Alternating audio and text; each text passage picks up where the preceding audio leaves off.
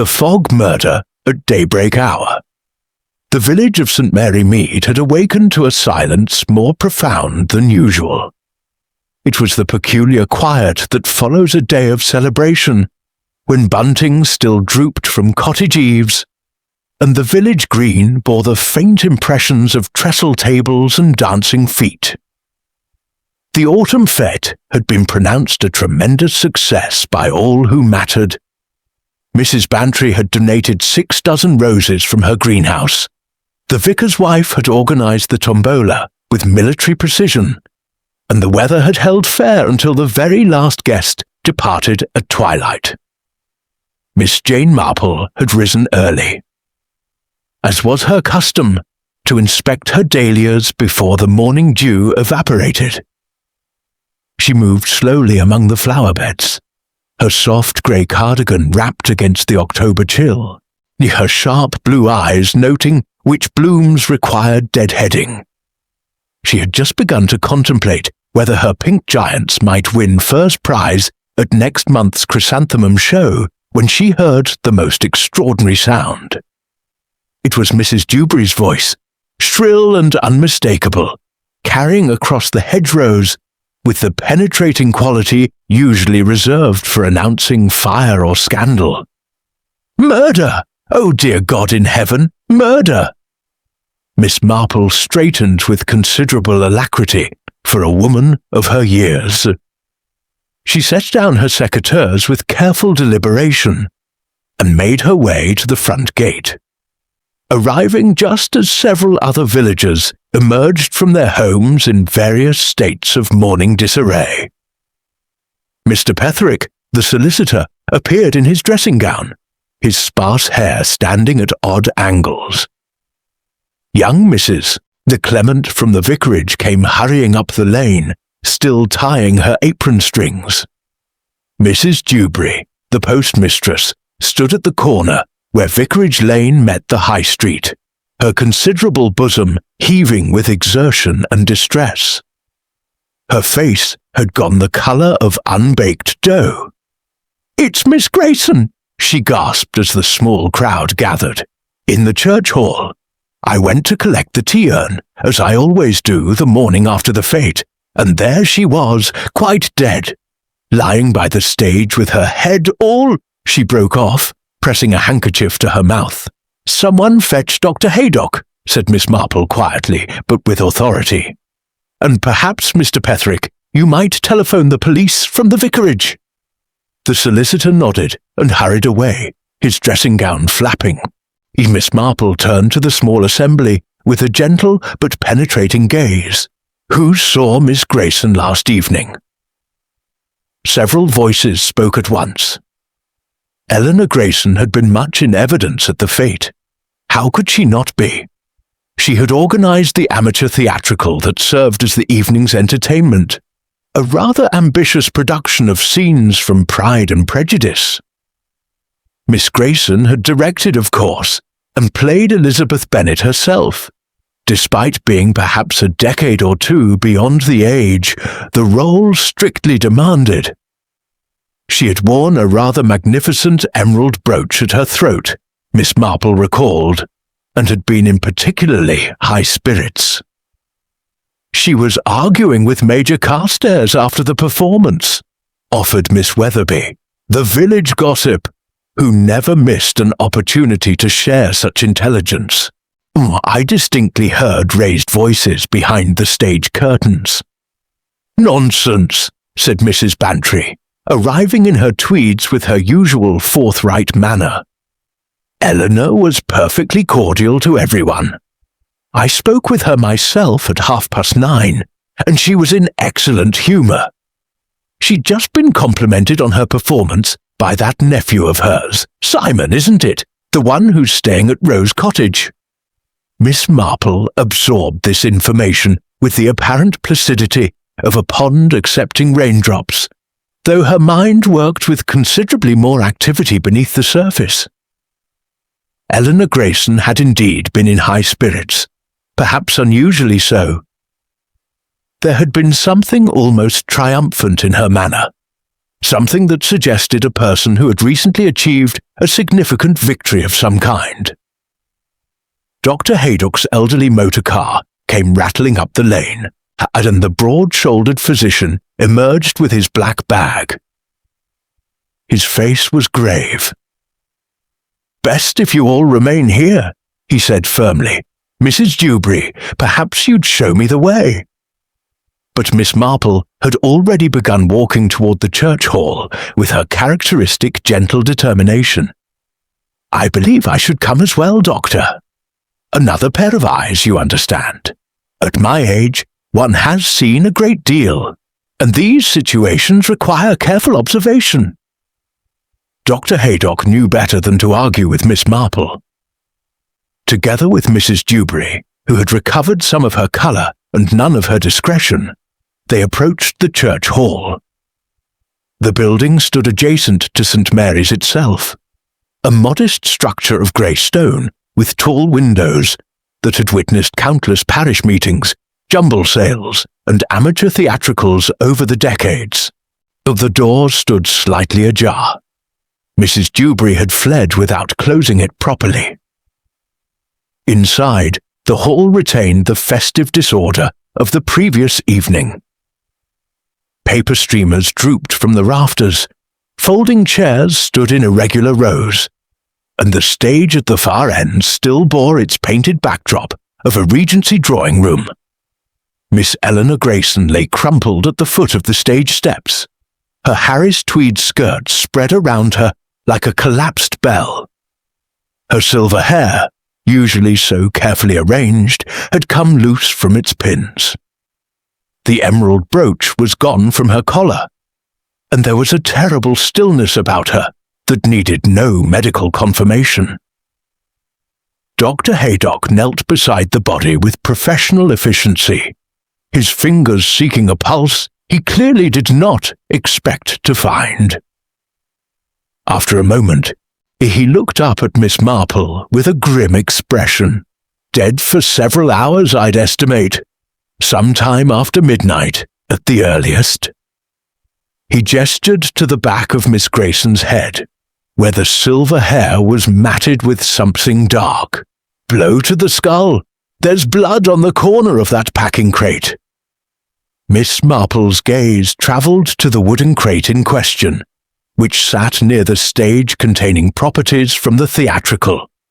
A parasol, several bonnets, a walking stick with a brass handle. The corner of the crate bore a dark stain. "An accident, perhaps," suggested Mrs. Dewberry hopefully. "She might have tripped in the dark."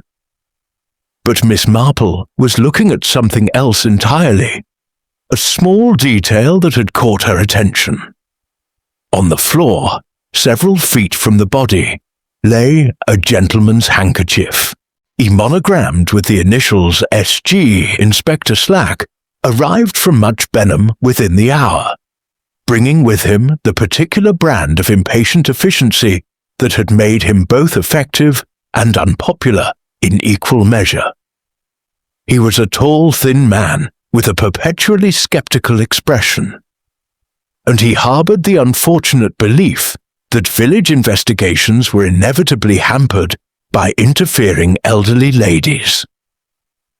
Miss Marple, recognizing this attitude with the philosophical acceptance born of long experience, had quietly withdrawn to a corner of the church hall, where she appeared to be examining the remains of the refreshment table. In reality, her acute hearing missed nothing of the inspector's interrogation of Mrs. Dewberry. "And you arrived at what time precisely?" 7 o'clock, Inspector. I always collect the tea urn promptly at 7 the morning after any church function. Standards must be maintained, and the urn belongs to the Women's Institute." "Was the door locked?" Mrs. Dewberry's face coloured slightly. "Well, no. It was closed but not locked. I assumed someone had simply forgotten, what with all the excitement of the evening." Inspector Slack made a note with evident dissatisfaction. "And you touched nothing except the door handle?" "I may have steadied myself against the wall. The sight was quite shocking, Inspector. Quite shocking indeed. Dr. Haydock provided his preliminary findings with professional brevity. Death had occurred between midnight and 3 o'clock in the morning. The blow had been delivered with considerable force, likely with the brass-handled walking stick that had been found near the body, its handle wiped clean of fingerprints, a detail that considerably diminished any theory of accidental death. "Murder, then," said Inspector Slack with grim satisfaction. "Premeditated, by the looks of it." The killer waited until everyone had gone and returned to finish the business. Miss Marple, still apparently absorbed in counting teacups, permitted herself the smallest of frowns. The inspector's theory seemed premature, though she could not have articulated precisely why. Something about the scene suggested a different narrative, though the details remained frustratingly elusive. By mid-morning, the village had assembled in clusters along the high street, each group elaborating its own theory with increasing conviction. Miss Marple, walking toward the bakery with her shopping basket, found herself intercepted by Miss Weatherby and her companion, Miss Hartnell. "It's perfectly obvious who's responsible," announced Miss Hartnell, who possessed the unfortunate habit of declaring everything perfectly obvious. "That nephew of hers, Simon Grayson. He inherits Rose Cottage and whatever funds Eleanor possessed. I heard from Mrs. Price, who heard from the cleaning woman, that they'd had a terrible row just last week about money. Simon seemed devoted to his aunt," ventured Miss Weatherby, though with less conviction than her companion. "He came all the way from London to stay with her for the autumn." "Exactly my point," said Miss Hartnell triumphantly. "Why would a young man of 30 leave London unless he had compelling reasons?"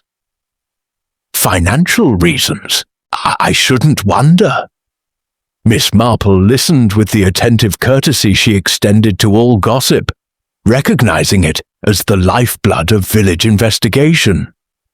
"I understand there was some disagreement yesterday evening. Major Carstairs was mentioned." Both ladies leaned closer, their voices dropping to theatrical whispers despite the empty street. "The Major and Eleanor had what one might call an understanding," said Miss Weatherby delicately. "At least that's what Eleanor believed. But the Major has been seen rather frequently taking tea with Mrs. Vernon at the Gables. Eleanor discovered this just yesterday afternoon, from what I understand. Mrs. Vernon is considerably younger," added Miss Hartnell with meaningful emphasis, "and quite handsome, in a bold sort of way." Miss Marple absorbed this information thoughtfully. Eleanor Grayson had been 58, prosperous, and handsome in her own right. The loss of a romantic prospect to a younger rival might have caused distress, certainly, but Eleanor had not seemed distressed at the fate. She had seemed, if anything, rather pleased with herself. The bakery provided further intelligence. Mrs. Price, whose cleaning services extended to half the village, proved remarkably well informed about the Grayson household.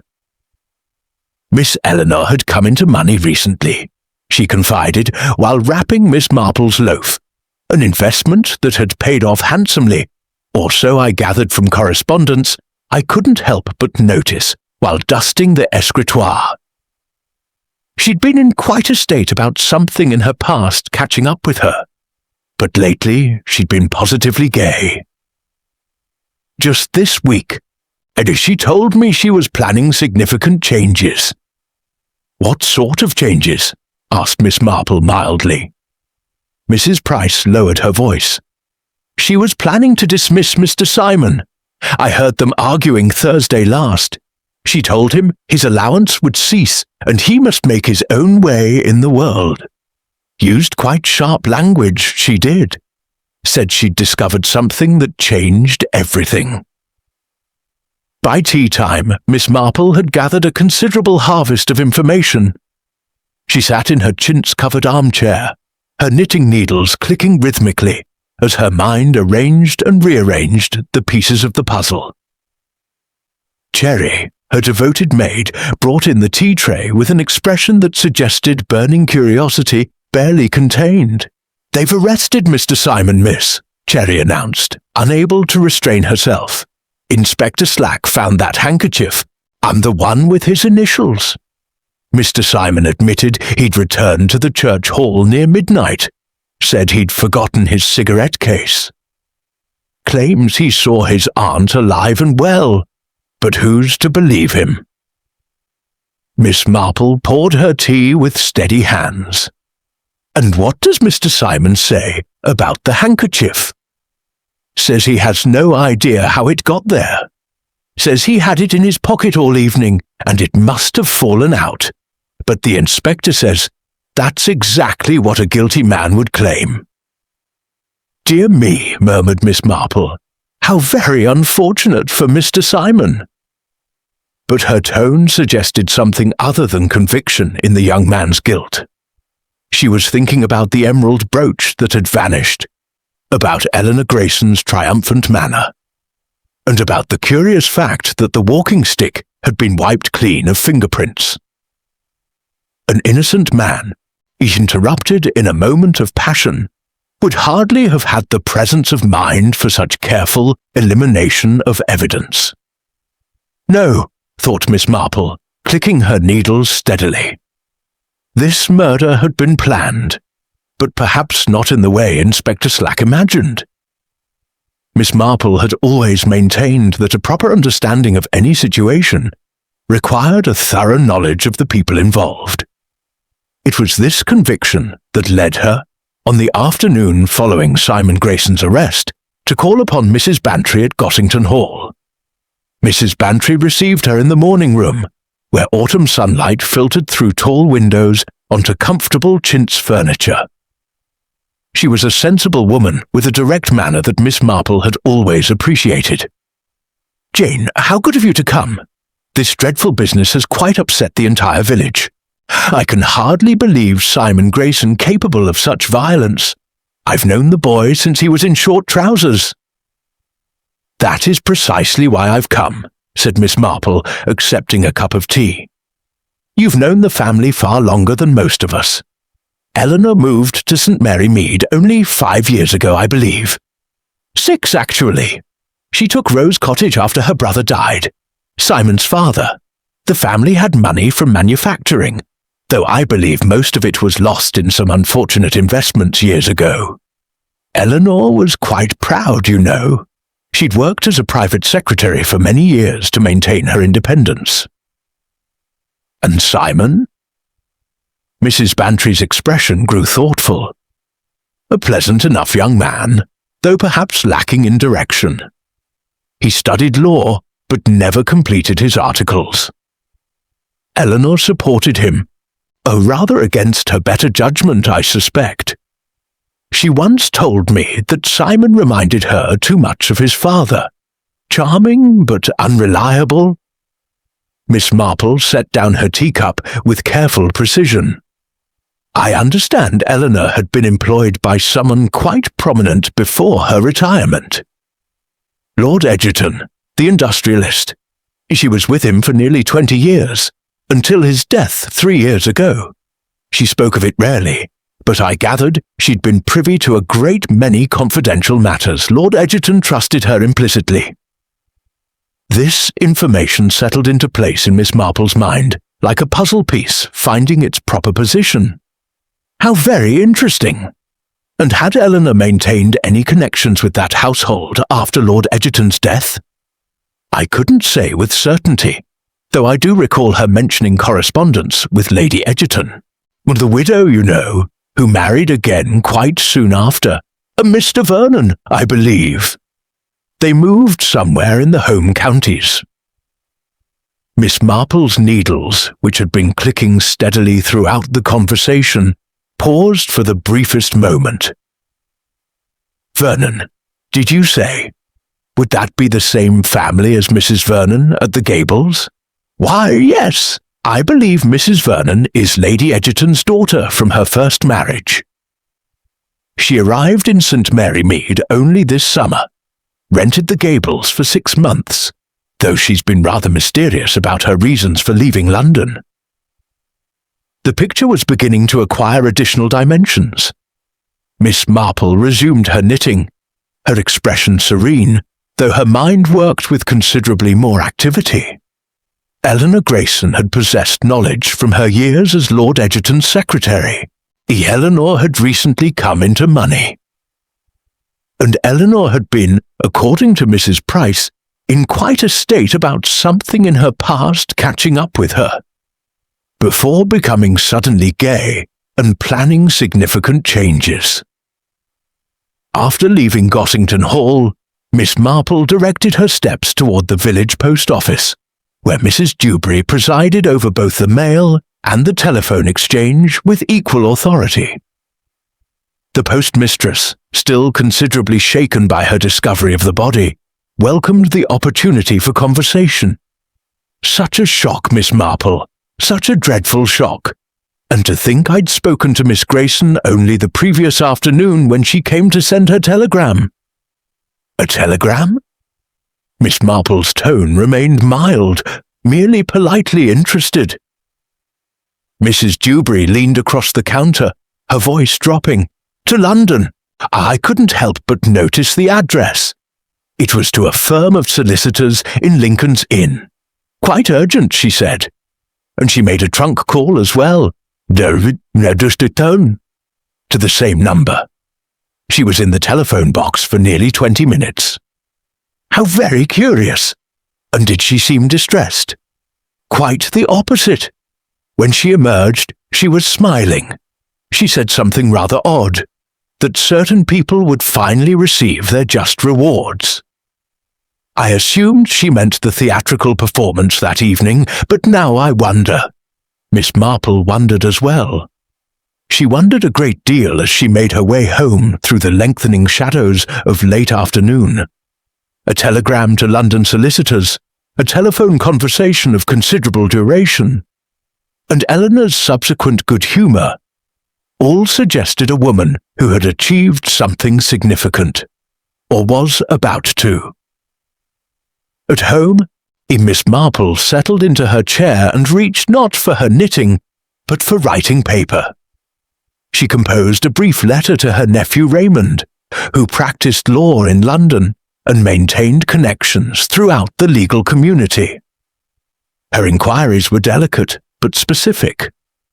She wished to know anything he might discover about recent legal matters concerning the late Lord Egerton's estate, and whether a Miss Eleanor Grayson had recently consulted with any reputable firms. As she sealed the envelope, Cherry appeared with the evening paper from Much Benham. The headline proclaimed, "Village Murder, Nephew Charged." The article provided few details beyond those already known, though it noted that Simon Grayson maintained his innocence and that his solicitor, Mr. Petherick, was preparing a vigorous defence. "They're saying in the village that it's an open and shut case," said Cherry, unable to contain her opinions.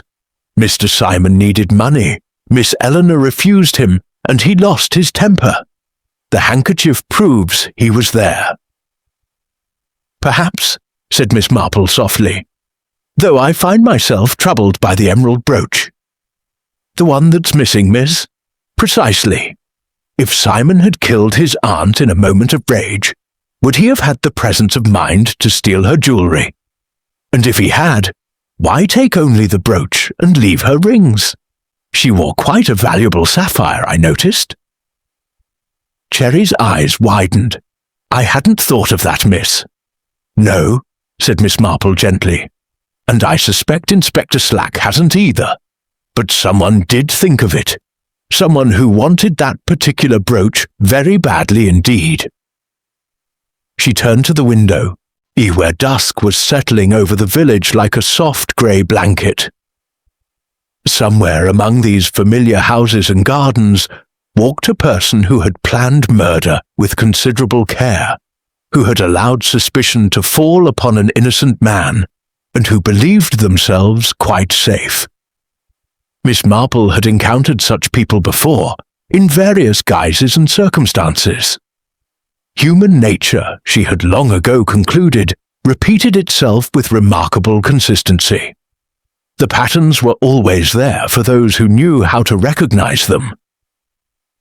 She picked up her knitting once more, her needles resuming their steady rhythm. Tomorrow she would call upon Major Carstairs, and perhaps pay a visit to Mrs. Vernon at the Gables.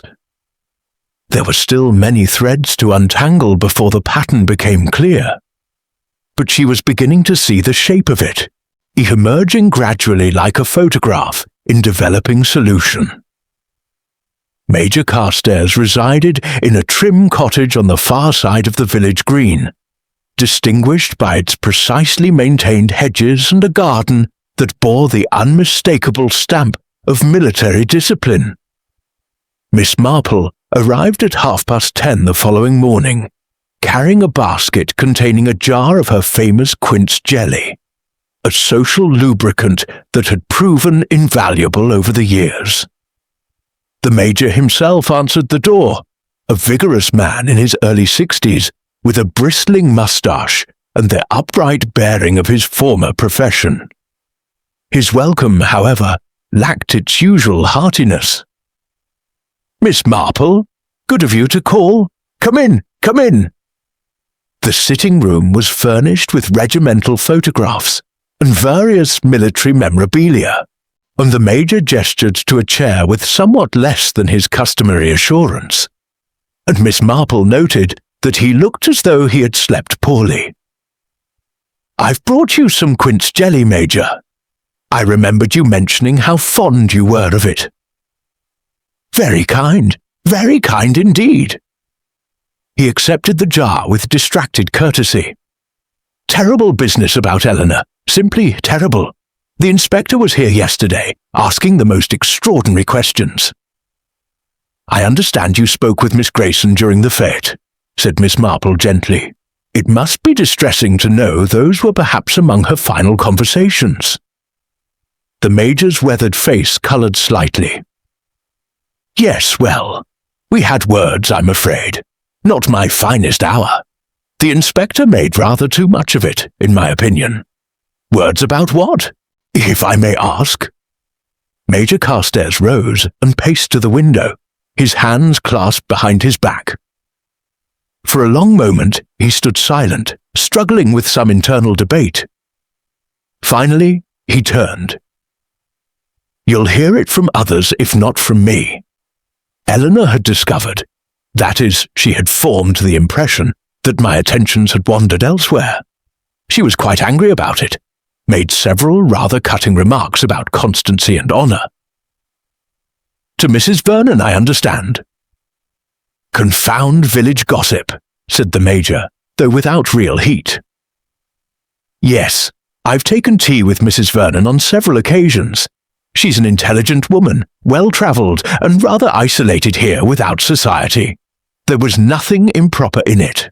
"Of course not," murmured Miss Marple, "though I suppose Miss Grayson saw the matter differently." Eleanor had rather assumed, well, we'd been friendly for some time, but I'd made no formal commitment, and I'd begun to feel somewhat trapped by her expectations. When she confronted me at the fete, I told her quite plainly that I valued my independence. She didn't take it well. What a time was this conversation! Shortly after 9 o'clock, we were behind the stage curtains, and I'm afraid our voices carried. Eleanor said something rather strange before she walked away. She said I'd discover that I wasn't the only one capable of keeping secrets, and that by tomorrow everyone would know exactly what sort of man I really was. Miss Marple's needles, which she had extracted from her bag, paused momentarily. How very curious! Did she elaborate? No, she simply left rather dramatically. I assumed she meant to spread gossip about my friendship with Mrs. Vernon, but now I wonder if she meant something else entirely. After leaving the Major's cottage, Miss Marple made her way toward the gables. A handsome Georgian house set back from the road behind iron gates. Mrs. Vernon received her in a drawing room, decorated with expensive but somewhat impersonal taste, the hallmark of a rented establishment. Mrs. Vernon herself was indeed handsome, perhaps 35, with dark hair and an air of sophisticated composure that seemed slightly out of place in St. Mary Mead. She offered tea with polished courtesy, but barely concealed wariness. "Miss Marple, I've heard a great deal about you since arriving in the village." "Nothing too alarming, I hope," said Miss Marple with her gentle smile. "I've called partly to welcome you properly. I've been remiss in my neighbourly duties, and partly because I hoped you might help clarify something about this tragic business with Miss Grayson." Mrs. Vernon's expression grew guarded. I barely knew the woman. We'd exchanged perhaps a dozen words in total. Yet she knew who you were, or rather, who you had been, the daughter of Lady Egerton, formerly married to Lord Egerton, for whom Miss Grayson worked for many years. A flush rose in Mrs. Vernon's cheeks. "I see village research is quite thorough. Yes, Eleanor Grayson was my stepfather's secretary. I was scarcely more than a child during much of that time, away at school and then married. I had minimal contact with household staff. But you moved to St. Mary Mead this summer, to the same village where Miss Grayson had retired. Surely that's rather a coincidence. I needed somewhere quiet after my divorce. My mother suggested this area. I had no idea Eleanor Grayson lived here until after I'd taken the lease." Miss Marple's knitting needles clicked thoughtfully. "Did Miss Grayson approach you after she discovered your presence?" Mrs. Vernon rose and moved to the window, her posture rigid. When she spoke, her voice was tight with controlled emotion. "She called here 3 weeks ago. She said she had information about my stepfather's death, implied there were irregularities in the will, in the circumstances surrounding his final illness. She suggested, quite directly, that she possessed evidence that might prove embarrassing to my mother." "Blackmail," said Miss Marple quietly. "She didn't use that word. She spoke of consultations and arrangements and mutual benefit. She wanted £20,000. A considerable sum. My stepfather left his fortune to my mother, with provisions for me. Eleanor claimed she could contest the will, that she had letters proving undue influence, and worse. I told her I had no money of my own beyond my allowance, that any such payment would have to come from my mother. She said that was acceptable. She would wait 1 month for a response." "And did you contact your mother?" Mrs. Vernon turned from the window, her face pale. "I wrote to her immediately. My mother replied that Eleanor Grayson had indeed contacted her as well, making similar threats. Mother consulted her solicitors, who advised that the claims were nonsense, that Eleanor possessed nothing of legal consequence. Our mother told me to ignore the matter entirely. Yet you remained in St. Mary Mead. Where else was I to go? I'd paid 6 months' rent, and I hoped that Eleanor had accepted defeat. When she seemed to befriend Major Carstairs, I actually felt relieved. It suggested she'd moved on to other preoccupations." Miss Marple considered this carefully. "Did you attend the fete?" "Only briefly in the afternoon. I left before the theatrical performance. I spent the evening alone here, reading. I have no way to prove it, but it's the truth." "And the emerald brooch Miss Grayson wore, did you recognize it?" Mrs. Vernon's eyes widened slightly. "No, should I have? I merely wondered. It was rather distinctive, and I understand it's now missing." After leaving the gables, Miss Marple walked slowly homeward, her mind arranging and rearranging the accumulated information. Eleanor Grayson had attempted blackmail, or something very like it. She had threatened both Lady Egerton and her daughter. She had quarrelled with Major Carstairs, and she had planned significant changes while consulting London solicitors. The pattern was growing clearer, though critical pieces remained obscure. Miss Marple needed to understand what had happened in Lord Egerton's household, and why Eleanor Grayson had believed herself in possession of valuable secrets. She also needed to discover who had wanted those secrets buried permanently. Miss Marple's nephew Raymond proved remarkably efficient. His letter arrived by the morning post, and Miss Marple read it with close attention while her breakfast tea grew cold. Dearest Aunt Jane, your inquiry regarding Miss Eleanor Grayson has produced some interesting results. I contacted a colleague at Messrs. Broadbent and Sons, the firm to which Miss Grayson had recently written. He was naturally circumspect, but given the circumstances of her death, he felt able to share certain details. Miss Grayson had indeed consulted them regarding Lord Egerton's estate. She claimed to possess letters written by Lord Egerton shortly before his death, expressing concerns about his wife's intentions and state of mind. More significantly, she alleged that she had evidence suggesting Lord Egerton's death, officially attributed to heart failure, may not have been entirely natural.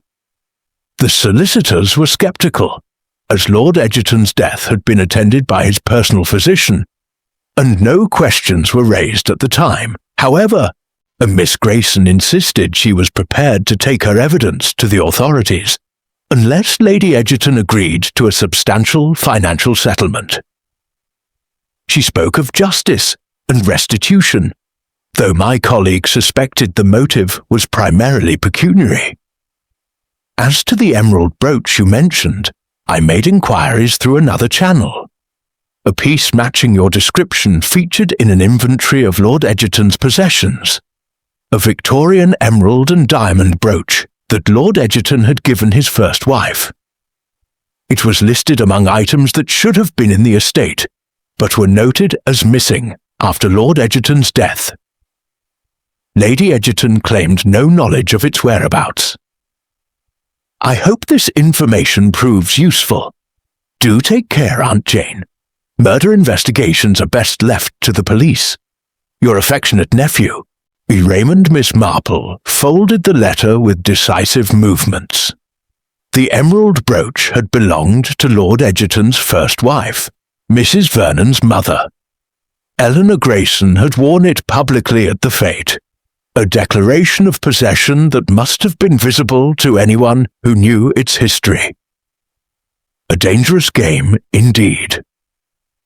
She was still contemplating this when Cherry announced a visitor. Mr. Petherick, the solicitor, stood in the hallway with an expression of considerable perturbation. Miss Marple, forgive the early call. I find myself in need of your particular insight. It concerns young Simon Grayson. They settled in the morning room, and Mr. Petherick wasted no time on pleasantries.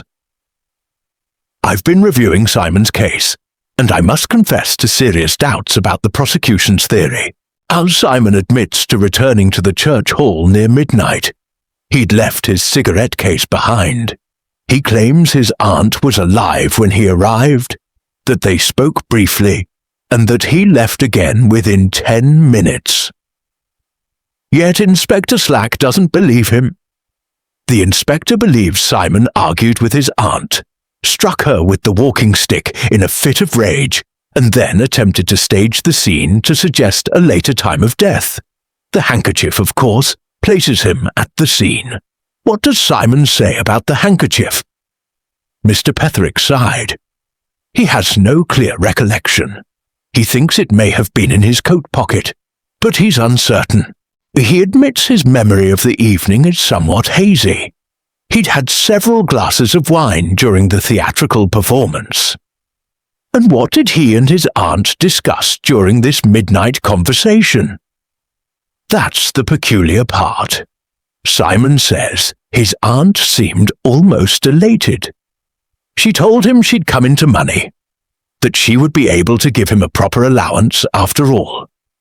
She said something about debts being paid and truth having value. He assumed she meant some investment had matured. Miss Marple's needles clicked steadily. Did Simon see anyone else near the church hall? No one. The village was entirely quiet. But Miss Marple, there's something else that troubles me greatly. I've learned that Eleanor Grayson changed her will only last week. She cut Simon out entirely and left her entire estate, including Rose Cottage, and a sum of nearly £30,000 to a cat's charity.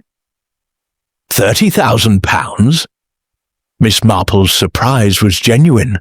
I had understood Miss Grayson lived modestly. So had we all. But she'd accumulated substantial savings during her years with Lord Egerton, and apparently made some shrewd investments. The legacy to the cat's charity seems almost spiteful, as though she wished to ensure Simon received nothing. Yet on the night of her death, she told him she would provide him with an allowance. That suggests a change of heart, or perhaps of circumstances. Precisely.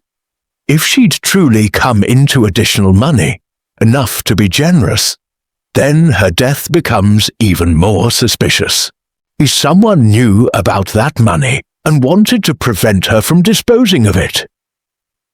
After Mr. Petherick departed, Miss Marple sat very still, her knitting forgotten in her lap.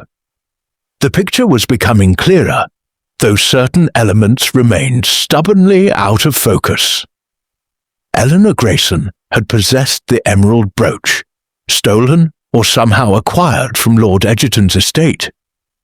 She had threatened both Lady Egerton and Mrs. Vernon with exposure of some scandal surrounding Lord Egerton's death. She had contacted London solicitors about taking legal action, and then, having apparently achieved her objective, she had been murdered. The question was, who had she been meeting at the church hall after midnight? For Miss Marple was now certain that Eleanor had not been alone, that she had arranged a rendezvous with someone she believed would pay her price, and she rose and moved to her writing desk, extracting a fresh sheet of paper. She wrote careful notes, arranging facts in chronological order, noting connections and contradictions. Eleanor had worn the brooch publicly at the fete. A signal, perhaps, or a provocation. She had quarrelled with Major Carstairs, but seemed pleased rather than distressed. She had told Simon about coming into money, suggesting a successful negotiation. Yet she had been killed, the brooch stolen, and suspicion arranged to fall upon Simon through the convenient placement of his handkerchief. Miss Marple tapped her pen thoughtfully against her chin. The handkerchief troubled her considerably. If Simon had genuinely dropped it during his midnight visit, that was one thing. But if someone had taken it deliberately, planted it after the murder, and then Simon's visit had been observed, had been incorporated into a careful plan. She needed to know more about the movements of certain people that night. She needed to understand the relationship between Lady Egerton and her daughter. And she needed somehow to discover what had truly happened in Lord Egerton's household 3 years ago. The afternoon post brought an unexpected development. A note from Mrs. Vernon, requesting that Miss Marple call at the Gables at her earliest convenience. The handwriting was hurried, the tone urgent. Miss Marple donned her hat and coat with methodical care. She had the distinct feeling that events were beginning to accelerate, that the murderer was growing nervous. Nervous people made mistakes, and mistakes revealed truth. She set out toward the Gables with her customary gentle stride, her keen mind alert for whatever revelation awaited her. Mrs. Vernon received Miss Marple in evident distress. The woman's composed sophistication had fractured, revealing genuine fear beneath. Her hands trembled as she gestured toward a chair, and Miss Marple noted that she had been crying. "Thank you for coming so promptly. I scarcely slept last night. My conscience, Miss Marple, I haven't been entirely truthful with you."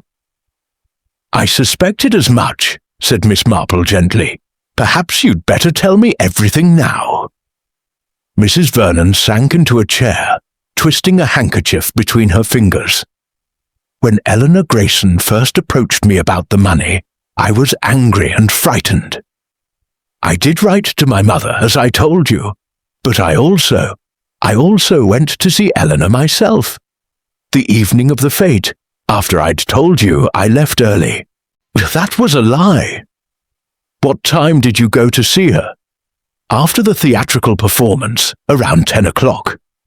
I waited until she was alone backstage. I wanted to reason with her, to make her understand that pursuing this course would harm everyone and benefit no one. And what did Miss Grayson say? She laughed at me. She said it was too late for negotiations, that everything was already in motion. She showed me the brooch, actually held it up to the light, and asked if I recognized it. She said it had belonged to my real mother, that Lord Egerton had given it to her secretary for safekeeping during his final illness, and that its very existence proved there were secrets worth hiding." Miss Marple's expression remained serene, though inwardly she noted this crucial detail. Eleanor had claimed the brooch was given to her, not stolen. Did she explain what she meant? Not directly.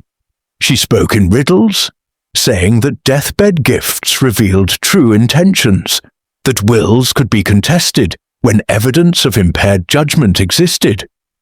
She implied that my mother had influenced Lord Egerton during his final months, perhaps even hastened his death. It was monstrous. "How did you respond?" Mrs. Vernon's voice dropped to barely above a whisper. "I lost my temper. I told her she was a wicked woman, engaged in vicious slander. I think I threatened her. I said that people who made such accusations sometimes met with accidents." "Did anyone overhear this conversation?" "I don't know. We were behind the stage curtains, but people were still milling about the hall. Someone could have heard." She looked up at Miss Marple with desperate eyes. "You must believe me. I left immediately after that. I came straight home. I was angry, yes, but I would never have actually harmed her." "What time did you arrive home?" "Shortly after 10:30. My housekeeper had already retired, but she'll confirm I was here all night. I couldn't possibly have returned to the church hall later." Miss Marple considered this carefully. Mrs. Vernon had both motive and opportunity, though the timing was complicated. "Did Miss Grayson say anything else? Anything about meeting someone or expecting someone?" Mrs. Vernon frowned, attempting to recall through her distress. "She did say something odd as I was leaving. She said, 'You're not the only visitor I'm expecting this evening. Others understand the value of discretion better than you do.' I assumed she meant she had another victim lined up for her blackmail scheme." After leaving the Gables, Miss Marple walked slowly through the village, her mind working methodically through the accumulating testimonies. Eleanor Grayson had expected another visitor that evening, someone who understood the value of discretion, someone who was presumably willing to pay.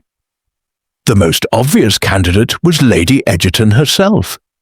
If Eleanor had contacted both mother and daughter, threatening exposure, then Lady Egerton had even more to lose than her daughter. A scandal suggesting she had manipulated her dying husband, possibly even hastened his death, would be ruinous regardless of its truth. But had Lady Egerton actually come to St. Mary Mead that night? Or Miss Marple needed to know more about the woman.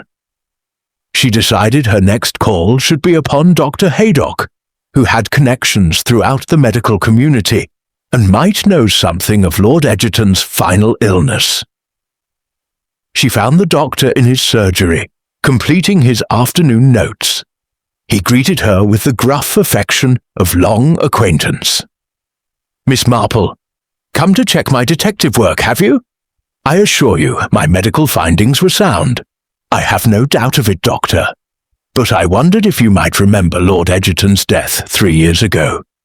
I believe it attracted some medical attention at the time." Dr. Haydock leaned back in his chair, his expression thoughtful. "Egerton. Yes, I recall the case, though only from professional gossip. He was attended by Sir William Marsh, a Harley Street man. Heart failure was the official cause, though there was some quiet speculation." "What sort of speculation?" "The kind that circulates among doctors, but goes no further." Egerton's decline was rather rapid. He'd been in reasonable health, then deteriorated dramatically over a matter of weeks. Sir William certified natural causes, but some colleagues wondered whether certain medications might have been administered somewhat too liberally. "You mean he was poisoned?" "Nothing so dramatic. But digitalis, for instance, is prescribed for heart conditions. In proper doses, it strengthens the heart. In excessive doses, it stops it. A patient already taking the medication could easily be given too much, particularly if supervised by someone without medical knowledge, but with access to the prescription bottles, such as a wife or anyone in the household. But Miss Marple, even if there were irregularities, proving them 3 years after the fact would be nearly impossible. The body was cremated, as I recall." Miss Marple absorbed this sobering information. Eleanor Grayson had claimed to possess evidence about Lord Egerton's death, but without a body to examine, any proof would be circumstantial at best. Letters, perhaps, or testimony about access to medications. Enough to create scandal, certainly. Enough to convict, probably not. But enough to justify blackmail, absolutely. She thanked Dr. Haydock and made her way homeward as evening shadows lengthened across the village. At home, she found another letter waiting, this one from London, and bearing an unfamiliar return address. Inside was a brief note written in an elegant hand. "Dear Miss Marple, I understand from my daughter that you have been making inquiries into Eleanor Grayson's death. I am Lady Egerton, formerly married to Lord Egerton, for whom Miss Grayson worked. I believe we should speak candidly about this matter. I will be travelling to St. Mary Mead tomorrow, and will call upon you at 2:00, if that is convenient. Yours sincerely, Beatrice Egerton." Miss Marple read the note twice, noting the firm handwriting and direct phrasing. Lady Egerton was not requesting permission to call. She was announcing her intention. This was a woman accustomed to authority, to having her way. This was also, quite possibly, a woman capable of murder. Then Miss Marple set the letter aside and resumed her knitting, though her needles moved more slowly than usual. Tomorrow's interview would be crucial. Lady Egerton clearly felt threatened enough by the investigation to intervene personally, to control the narrative before it escaped her grasp. But what exactly was she trying to control? The truth about her husband's death, her daughter's reputation, or her own freedom? Outside, fog was beginning to gather as night fell, curling through the village streets like seeking fingers. Miss Marple watched it through her window, thinking of another foggy morning when Eleanor Grayson's body had been discovered, of secrets revealed and secrets still hidden. The truth was there, she was certain. She needed only to see it clearly. Tomorrow, perhaps, Lady Egerton would provide the final pieces of the puzzle, whether she intended to or not. Lady Egerton arrived precisely at 2 o'clock in a chauffeur-driven Daimler that drew curious glances from several villagers. She was a striking woman of perhaps 60, immaculately dressed in London fashion, with silver hair arranged with professional precision, and the bearing of someone accustomed to deference. Miss Marple received her in the drawing-room, where tea had been laid out with her best china. The two women assessed each other with the frank appraisal of experienced observers, each recognizing in the other a formidable intelligence. "Miss Marple, how kind of you to receive me." Lady Egerton's voice was cultured, controlled. "I hope you'll forgive the presumption of my visit, but circumstances have become rather pressing." "Not at all. Well, please, do sit down. I find that difficult matters are often best addressed over tea." Lady Egerton accepted a cup with elegant hands that Miss Marple noted were not entirely steady. For all her composure, the woman was under considerable strain. "I shall be direct," said Lady Egerton. "My daughter has informed me of your conversations with her, and with others in the village. You are investigating Eleanor Grayson's death, and your inquiries have touched upon matters concerning my late husband. I thought it best to provide you with accurate information rather than allow speculation to flourish." "That's very considerate. I confess I have been puzzled by several aspects of Miss Grayson's situation. Eleanor Grayson was my husband's secretary for nearly 20 years. She was efficient, discreet, and absolutely trusted with confidential matters. When my husband died 3 years ago, I provided her with a generous pension and excellent references. I believed we had parted on good terms. Yet she recently contacted you requesting money." Lady Egerton's lips tightened. She did. She claimed to possess evidence that I had unduly influenced my husband during his final illness, that I had manipulated him into changing his will in my favor. She suggested, quite explicitly, that she could make a public accusation of murder if I did not pay her £20,000. And what was your response? I consulted my solicitors immediately. They advised me that Eleanor possessed nothing of substance, that any accusation would be demonstrably false and potentially actionable for libel. My husband's death was attended by one of London's most respected physicians.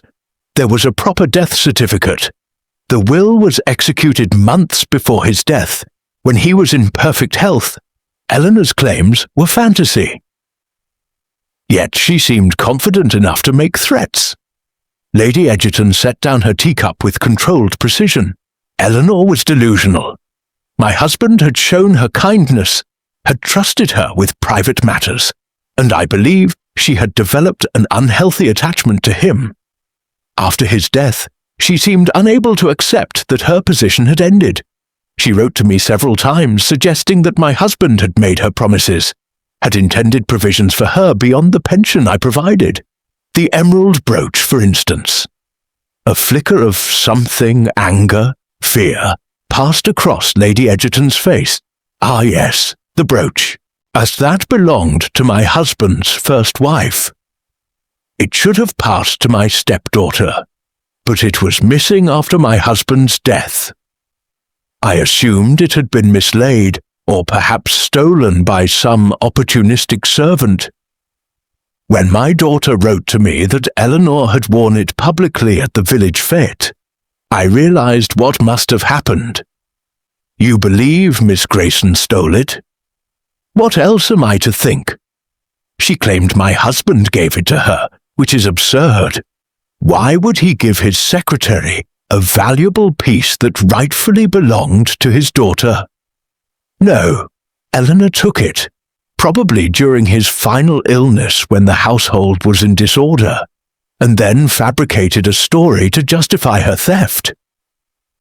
Miss Marple's needles clicked thoughtfully. "Did you come to St. Mary Mead on the night of the fete, Lady Egerton?"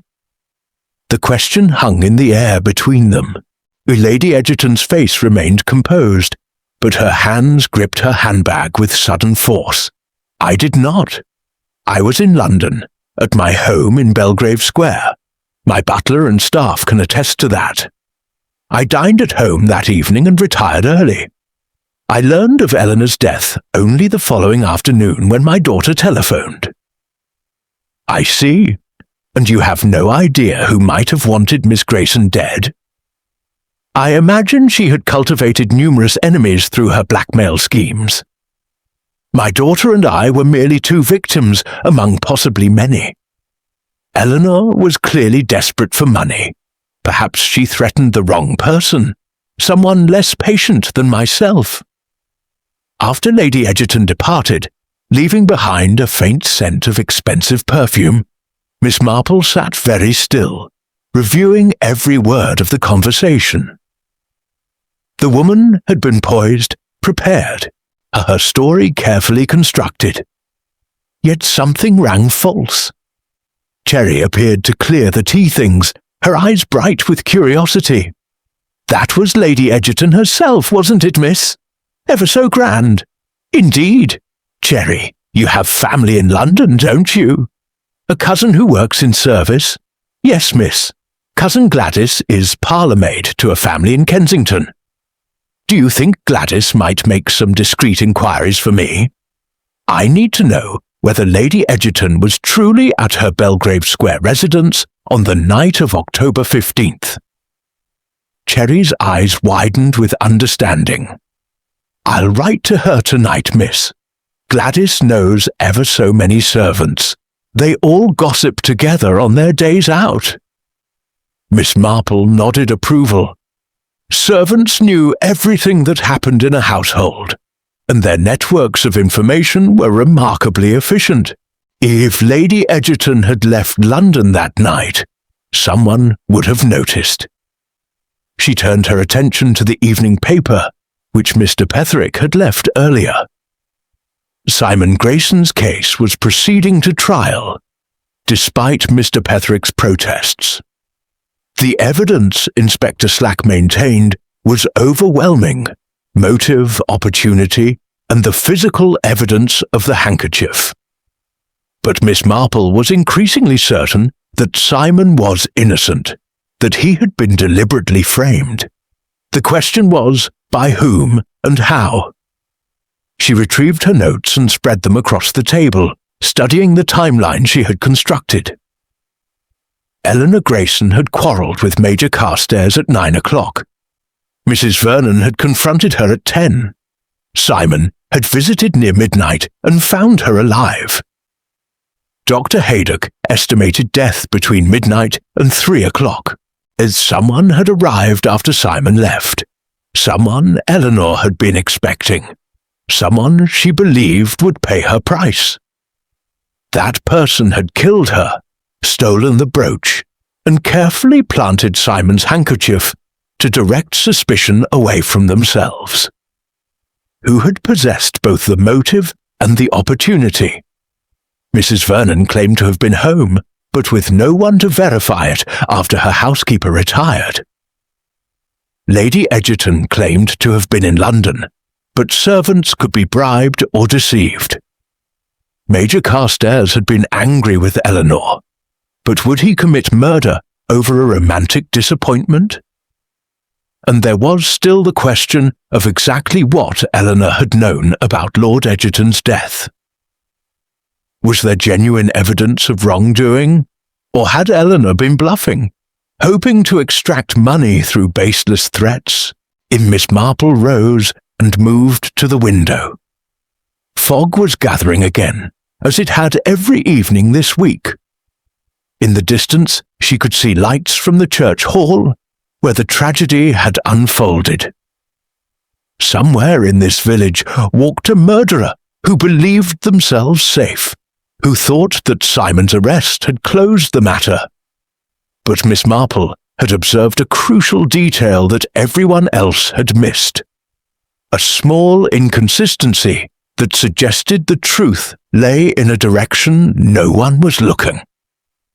Tomorrow she would test her theory. Tonight she would prepare her strategy with the careful patience that had solved so many puzzles before.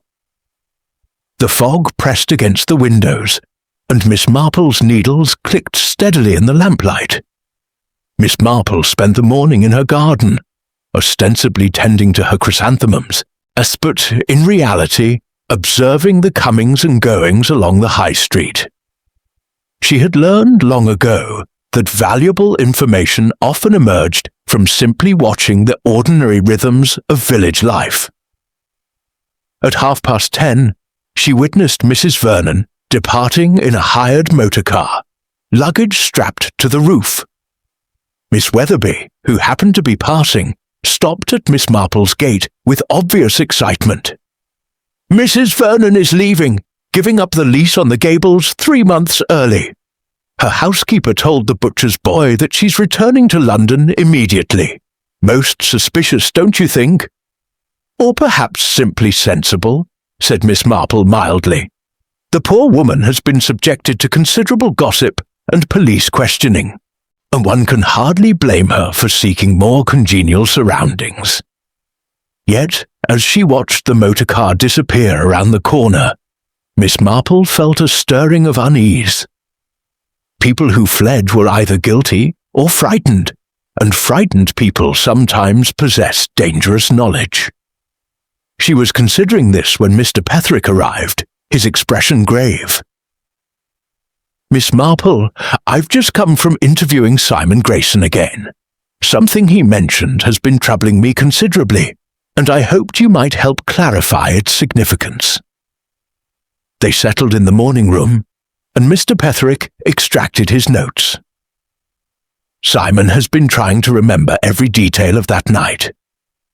He recalls that when he entered the church hall near midnight, his aunt was standing by the stage holding something in her hand, a letter or document of some kind, and she seemed to be reading it by lamplight.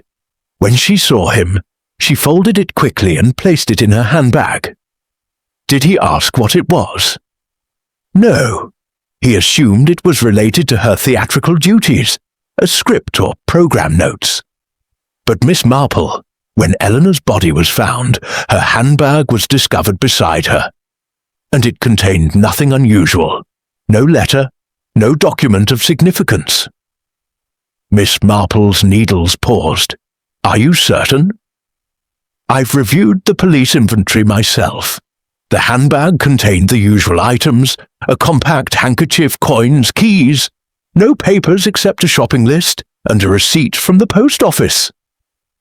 "Then whoever killed Miss Grayson took that document. It must have been significant indeed. My thoughts exactly. And there's something else. Simon mentioned that when he arrived, he noticed the side door to the hall was slightly ajar, the door that opens onto the lane behind the church. He assumed his aunt had left it open for air, but now I wonder if someone else had used that entrance." Miss Marple rose and moved to her writing desk, extracting her careful notes. The side door. Inspector Slack made no mention of it in his initial investigation. Everyone assumed the killer entered through the front, as Mrs. Dewberry had found it unlocked. But the side door opens onto a lane that connects to the main road without passing through the village centre. Someone could have arrived and departed without being seen by anyone in the houses facing the green. "Someone from outside the village," said Miss Marple thoughtfully. "Or someone who wished to conceal their movements. Mr. Petherick, you've been most helpful. There's something I need to verify. Would you be so kind as to walk with me to the church hall?" The church hall stood quiet in the autumn sunlight, still cordoned by police tape, though the initial investigation had concluded. Mr. Petherick produced a key. His capacity as Simon's solicitor granted him certain privileges, and they entered the dim interior. Miss Marple moved directly to the stage area where Eleanor's body had been found. She examined the spot with minute attention, then turned to study the side door Mr. Petherick had mentioned. It was indeed positioned to offer discreet access, hidden from the main street by the bulk of the church itself. "The lock is a simple one," observed Mr. Petherick. "Anyone with basic knowledge could manage it, or it might have been left unlocked deliberately." Miss Marple nodded absently, but she was studying the floor near where Eleanor had fallen, her keen eyes noting something that made her bend down for closer inspection. When she straightened, she held a tiny object between her fingers. A button, small and black, of the type used on ladies' gloves. "This wasn't mentioned in the police report," she said quietly. "Yet it must have been here all along, overlooked in the shadows." She examined it closely. It was good quality, probably from an expensive garment. More significantly, it showed signs of having been torn loose rather than simply falling off. The thread fragments still attached suggested sudden force. "Eleanor might have grasped her attacker's hand or sleeve," said Mr. Petherick, understanding immediately. "A defensive gesture. Precisely. And that suggests the attack was not entirely unexpected, that she had time to react, even if only briefly." Miss Marple wrapped the button carefully in her handkerchief. "I believe we should call upon Major Carstairs." They found the Major at home, and Miss Marple noted immediately that he looked haggard, as though he too had been sleeping poorly. When she produced the button and asked if he recognized it, he shook his head with evident bewilderment. "A button? No, can't say I do. Why should I? It was found at the scene of Miss Grayson's death. I wondered if you might have seen anyone wearing gloves with such buttons, perhaps on the evening of the fete." The Major's brow furrowed in concentration. "There were dozens of people at the fete. I can't possibly remember everyone's accessories, though I do recall—" He paused, his expression uncertain. "Mrs. Vernon was wearing gloves that evening. Black ones, rather elegant. She kept them on even during tea, which I thought rather odd given the warmth of the hall." "Did she indeed?" murmured Miss Marple. "And did you see her later in the evening, after the theatrical performance?" "No. I left shortly after my disagreement with Eleanor. I walked home alone and spent the evening with a book and brandy. I'm afraid I have no alibi, if that's what you're asking, but I assure you I had nothing to do with Eleanor's death." After leaving the Major's cottage, Miss Marple walked slowly homeward with Mr. Petherick at her side. The solicitor waited respectfully for her to speak. "Mrs. Vernon wore black gloves," Miss Marple said finally. "She confronted Eleanor at 10 o'clock, by her own admission, and the confrontation turned heated. Mrs. Vernon claims she left immediately afterward and spent the night at home, but she has fled the village this very morning, most precipitously. You think she's guilty? I think she's frightened. But whether that fear springs from guilt or from some other cause, I cannot yet determine." Miss Marple paused at her gate. "There are still pieces missing from this puzzle, Mr. Petherick. The document Simon saw his aunt reading, the emerald brooch that has vanished, and most crucially, the question of what Eleanor Grayson actually knew about Lord Egerton's death. Perhaps she knew nothing. Perhaps it was all an elaborate bluff. Perhaps, but someone believed she knew enough to kill for. That suggests the secret was real, and the danger genuine." That evening brought a telegram from Cherry's cousin Gladys in London. Miss Marple read it with sharp interest. "Lady E. left Belgrave Square 8 Haystash, p.m. October 15th in private motor car. Returned 4 a.m. October 16th, Staff told, say nothing. Gladys. Miss Marple folded the telegram slowly. Lady Egerton had lied. She had been absent from London during the crucial hours when Eleanor Grayson was murdered. The elegant, composed woman who had sat in this very room yesterday, who had sworn she was in London, had been somewhere else entirely. The question was where, and with whom. Miss Marple sat at her breakfast table the following morning, the telegram from Gladys positioned beside her teacup. Lady Egerton had left London at 8 o'clock, time enough to reach St. Mary Mead by midnight, particularly if one drove with purpose. But the return at 4 in the morning suggested a hurried departure after completing some urgent business. Urgent, deadly business. Yet Miss Marple found herself troubled by a persistent inconsistency. If Lady Egerton had come to St. Mary Mead to silence Eleanor Grayson, why had she brought nothing with her to ensure success? The walking stick used as a weapon had been a prop from the theatrical performance, suggesting improvisation rather than planning. A woman of Lady Egerton's resources and intelligence would surely have prepared more carefully.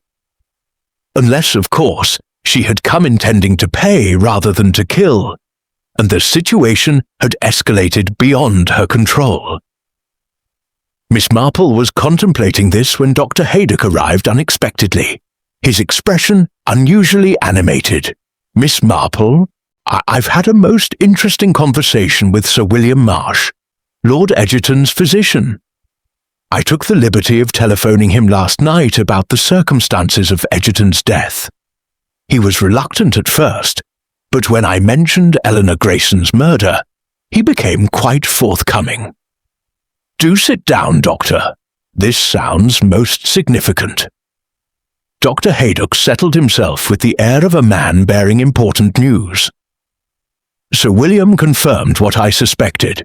There were irregularities in Lord Egerton's final weeks. The progression of his heart condition was atypical, suggesting possible medication interference. However, Sir William had no proof, and the family was powerful. He certified natural causes to avoid scandal.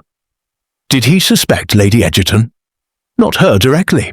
He suspected someone was administering additional digitalis beyond the prescribed doses, but he couldn't determine who. The household was large. Lady Egerton, her daughter, several servants, and Eleanor Grayson all had access to the sick room. Eleanor Grayson, repeated Miss Marple softly. Of course, she was trusted with everything, including probably the medication schedule.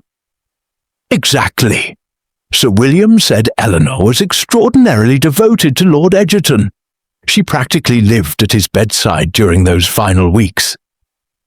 If anyone had the opportunity to interfere with his medications, it was she.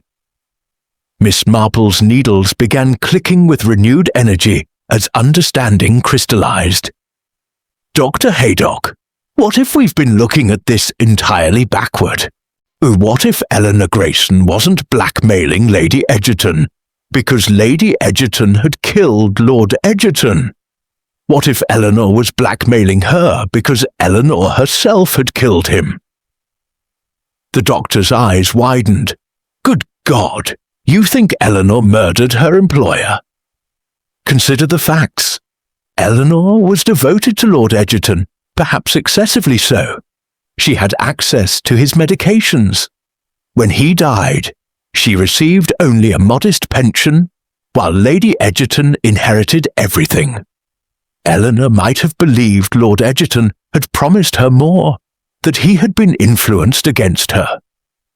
What if she decided to hasten his death, hoping he had made provisions for her that Lady Egerton was concealing? But if Eleanor committed the murder, why would she try to blackmail Lady Egerton about it? Because she could claim she had witnessed Lady Egerton tampering with the medications. Eleanor possessed the guilty knowledge and could describe exactly how the murder was accomplished, because she had done it herself. Lady Egerton would find it nearly impossible to defend herself against such accusations without revealing that Eleanor had equal or greater opportunity. Dr. Haydock leaned back, absorbing this reversal. A double bluff.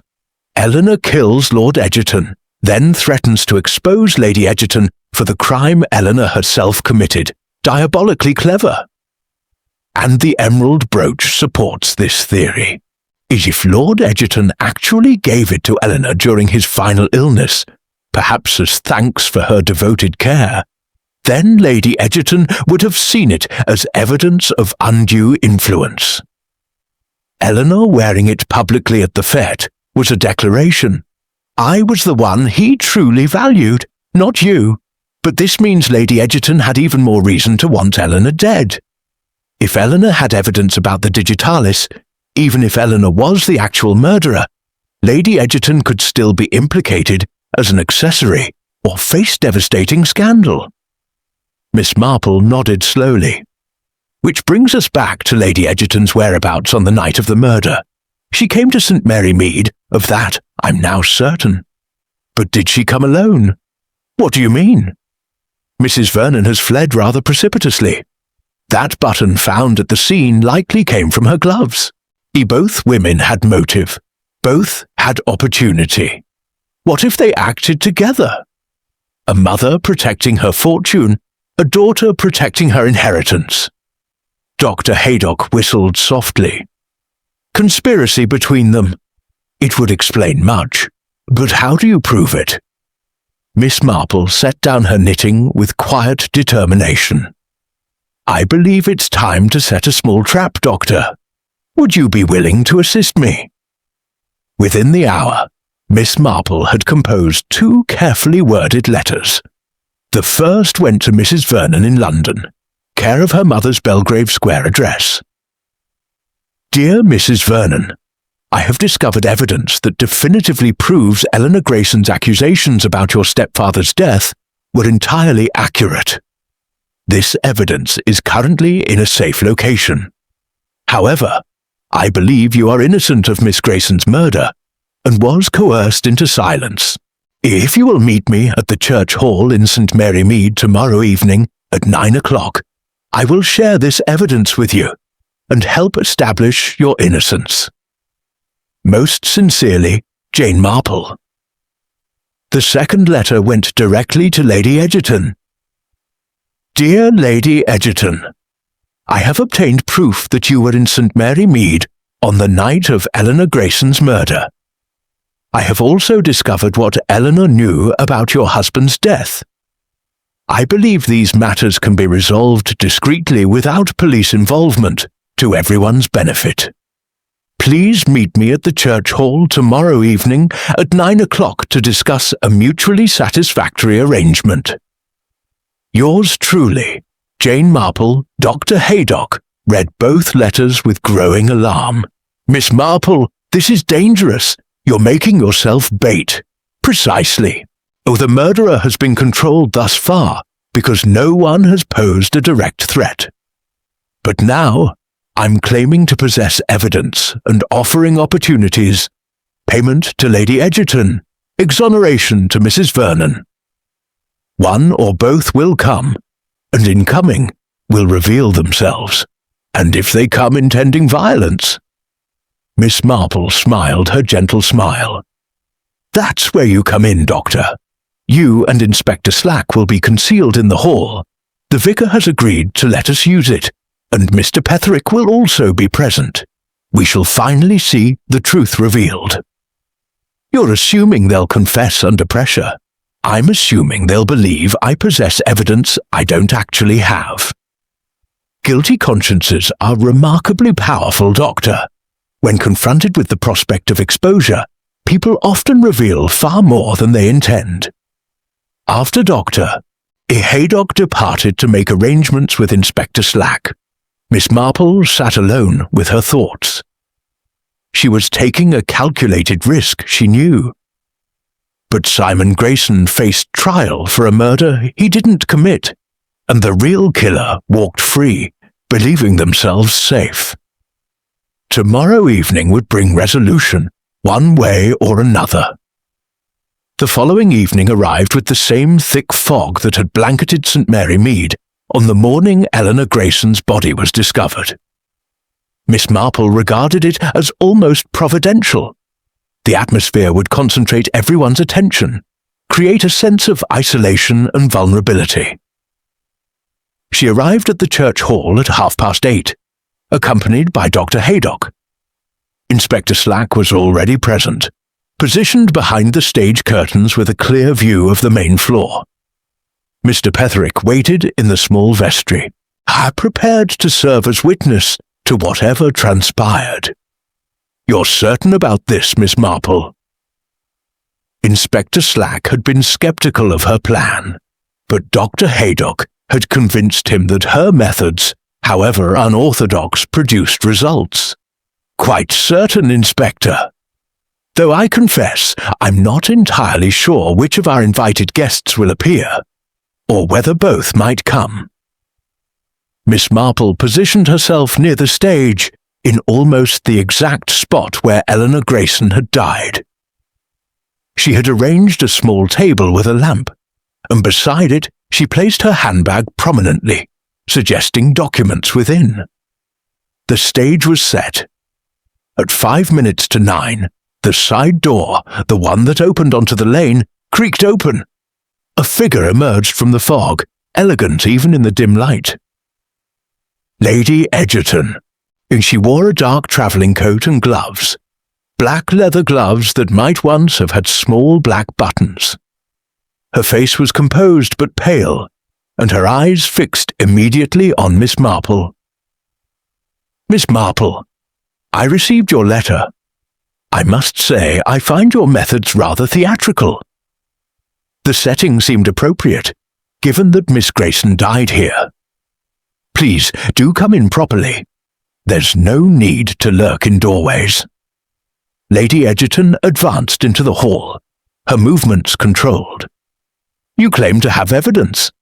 I assume you mean to demand payment, just as Eleanor did. How much do you want?" "I want only the truth, Lady Egerton. You were here on the night of the murder, weren't you? You left London at 8:00 and returned at 4 in the morning. That's rather a long time to account for."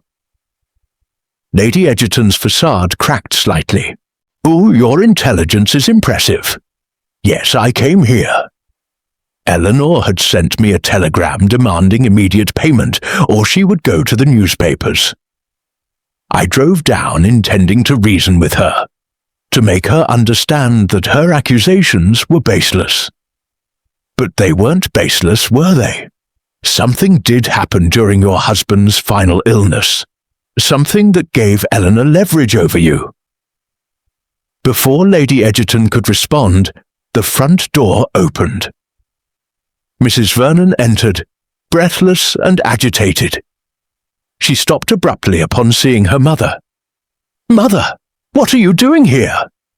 Miss Marple wrote that she wanted to see me alone." She broke off, comprehension dawning in her eyes. "You sent for both of us." "I invited both of you because I believe the truth involves both of you," said Miss Marple calmly. "Mrs. Vernon, you confronted Eleanor Grayson on the night of the fete. You threatened her. A button from your gloves was found beside her body. I didn't kill her." Mrs. Vernon's voice rose with desperation. "Yes, I threatened her, but I left. I swear I left and went home." "Did you?" Miss Marple's gaze was penetrating. "Or did you wait in the lane, watching through the side door? Did you see your mother arrive?"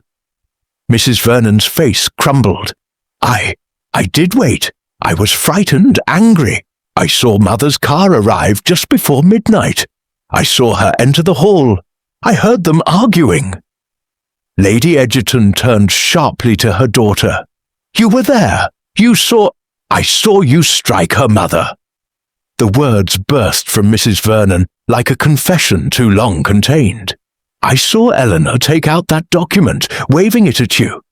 I heard her say that she'd ruin you, that everyone would know what you'd done. And then you seized the walking stick, and enough!" Lady Egerton's voice cracked like a whip.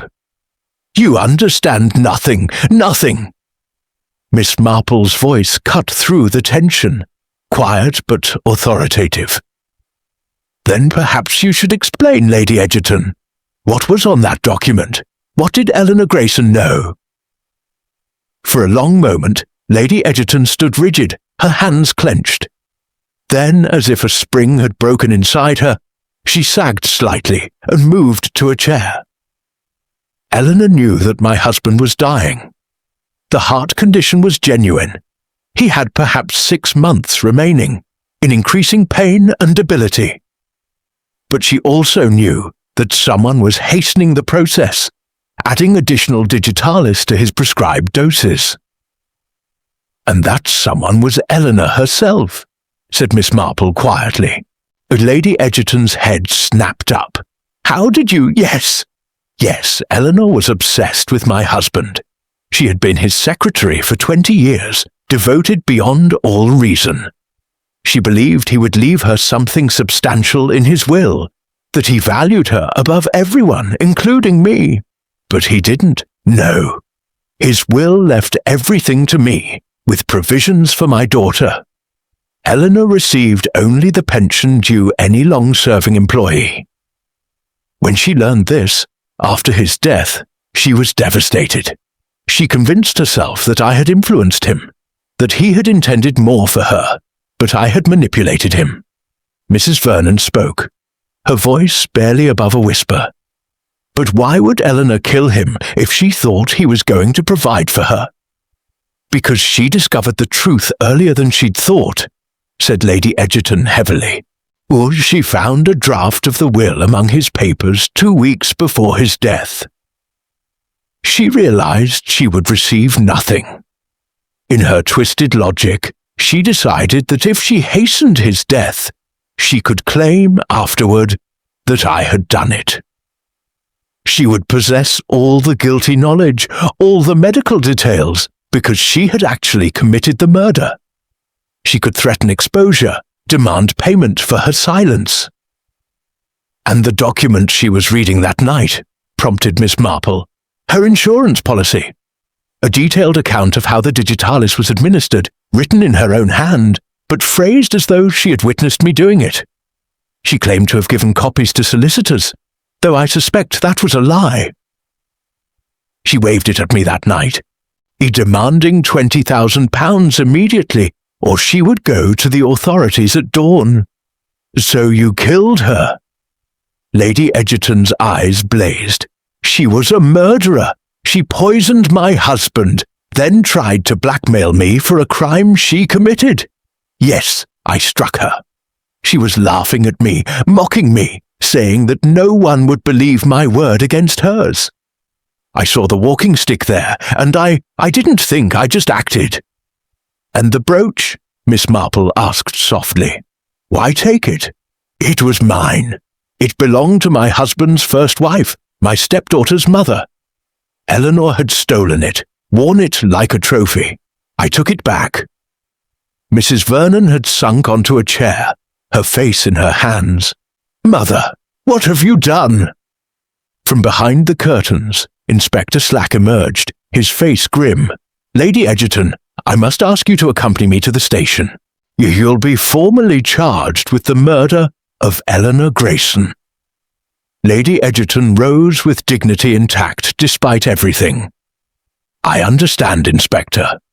Though I maintain that I acted in the defense of my husband's memory and my own honor against a calculating murderess."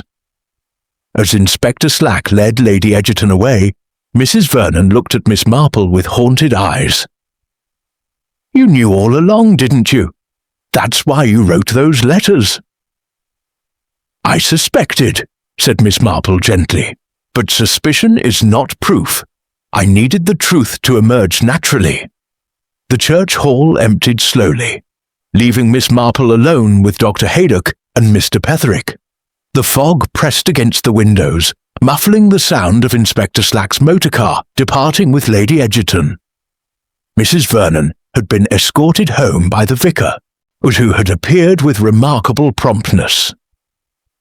summoned, Miss Marple suspected, by his wife, who had been monitoring events from the vicarage with keen interest. Mr. Petherick was the first to break the silence. "Simon will be released immediately, of course. Lady Egerton's confession exonerates him completely. But, Miss Marple, I confess I'm still puzzled by several details. How did you know Eleanor Grayson was the actual murderer of Lord Egerton?" Miss Marple settled into a chair, her knitting emerging from her bag as if of its own accord. "It was the emerald brooch that first suggested the possibility. Everyone assumed Eleanor had stolen it, but that seemed inconsistent with her character. She was manipulative and greedy, certainly, but she had maintained an impeccable reputation for 20 years. A woman of such calculated patience doesn't suddenly become a common thief." "So you believed Lord Egerton had actually given it to her?" "I considered it likely. A man in his final illness, grateful for devoted care, might well make such a gift. But why would he give Eleanor a piece that rightfully belonged to his daughter, unless Eleanor had made herself indispensable to him in some way? Unless she had positioned herself as the only person he could trust during those final weeks?" Dr. Haydock nodded slowly. She isolated him. Classic behavior in cases of undue influence. By controlling access to the patient and administering medications personally, she made herself essential. "Precisely. And once I considered that Eleanor might have been the murderer rather than the victim of blackmail, everything else fell into place. And she possessed detailed knowledge of how the murder was committed because she had committed it. She could describe the administration of digitalis, the symptoms, the timeline, all with the authority of an eyewitness. Lady Egerton would find such accusations nearly impossible to refute. But surely Lady Egerton could have gone to the police with her suspicions about Eleanor. With what proof? 3 years had passed, the body had been cremated, and Eleanor had been universally regarded as devoted and trustworthy. Lady Egerton's accusations would have seemed like the desperate deflections of a guilty woman. Eleanor had constructed her scheme brilliantly. Mr. Petherick leaned forward, his legal mind engaged. The document Eleanor was reading that night, the detailed account of the digitalis administration, would you believe it was written to resemble a confession by Lady Egerton? I believe it was written as Eleanor's insurance policy. It described the crime in sufficient detail to be credible, but phrased ambiguously enough that Eleanor could claim she had witnessed rather than committed the acts. She probably planned to give it to solicitors with a sworn statement identifying Lady Egerton as the perpetrator, then demand payment to prevent its disclosure. "Blackmail built on a foundation of murder," said Dr. Haydock grimly.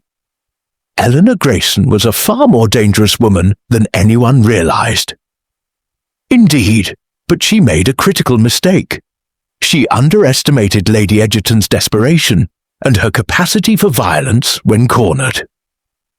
Eleanor thought she held all to the advantages, the document, the legal threats, to the moral high ground of claiming to seek justice. She didn't anticipate that Lady Egerton would react with immediate physical force. Miss Marple's needles clicked steadily as she organized her thoughts. There was also the matter of Simon's handkerchief. Lady Egerton must have found it after she killed Eleanor. Simon had indeed dropped it during his midnight visit, just as he claimed. Lady Egerton recognized an opportunity to direct suspicion away from herself. She left the handkerchief conspicuously placed, knowing it would implicate Simon. "Cold-blooded," muttered Mr. Petherick, "to deliberately frame an innocent young man." "Panic makes people ruthless, Mr. Petherick. Lady Egerton had just committed murder. She needed a scapegoat, and fate had provided one."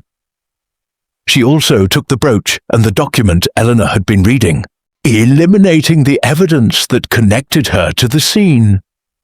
Dr. Haydock stirred. What troubles me is Mrs. Vernon's role. She admitted to watching through the side door, to witnessing the murder. Yet she said nothing, allowed Simon to be arrested. Fear, Doctor. Fear of her mother's exposure. Fear for her own inheritance. Fear of scandal. She convinced herself that Simon would be acquitted, that the evidence was circumstantial. People have an extraordinary capacity for self-deception when the truth is inconvenient. Will she be charged as an accessory? That will be for Inspector Slack to determine. She didn't participate in the murder, but her silence made her complicit. At minimum, she'll be charged with obstruction of justice. Miss Marple folded her knitting and placed it in her bag with decisive movements. The tragedy is that this entire sequence of deaths, Lord Egerton's murder and Eleanor Grayson's, stemmed from Eleanor's obsessive attachment to a man who regarded her merely as a valued employee. She imagined a depth of feeling that never existed, expected rewards he never intended, and when reality disappointed her, she turned to murder and blackmail. Human nature at its worst, said Mr. Petherick quietly. Human nature in its complexity, corrected Miss Marple. Eleanor wasn't evil incarnate. She was lonely, aging, desperate for security and recognition. She had devoted her best years to a man who would never see her as more than staff. That disappointment poisoned everything. It doesn't excuse what she did, but it explains the progression. They walked together through the fog toward the high street, with their footsteps muffled by the thick air. The village was quiet. Most residents already retired for the night, unaware that the mystery that had gripped St. Mary Mead for days had finally been resolved. At Miss Marple's gate, Dr. Haydock paused. You took a considerable risk tonight, Miss Marple. Lady Egerton might have reacted violently when cornered. I had faith in Inspector Slack's positioning, and your readiness to intervene, Doctor. Besides, Lady Egerton is fundamentally a rational woman who killed in the heat of passion, not a calculating murderer who plans violence. Once confronted with the evidence of her presence in St. Mary Mead that night, she was always going to choose confession over continued deception. Still, I'm glad it's over. As am I. Miss Marple opened her gate, then turned back. Though I suspect the repercussions will continue for some time.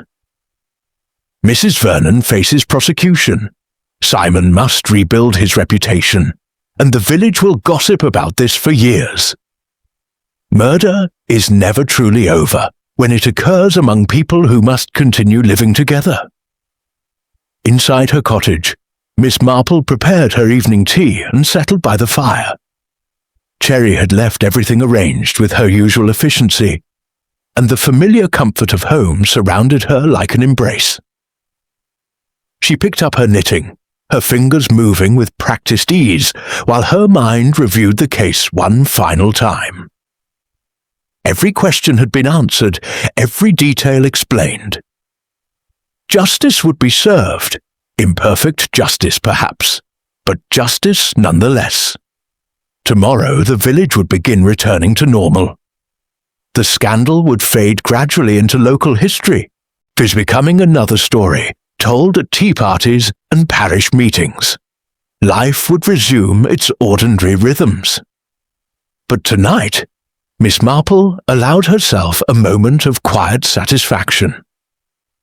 She had seen through the deceptions, recognized the patterns of human nature that repeated endlessly in different guises, and ensured that an innocent man went free while the guilty faced consequences. It was enough. The fog was lifting,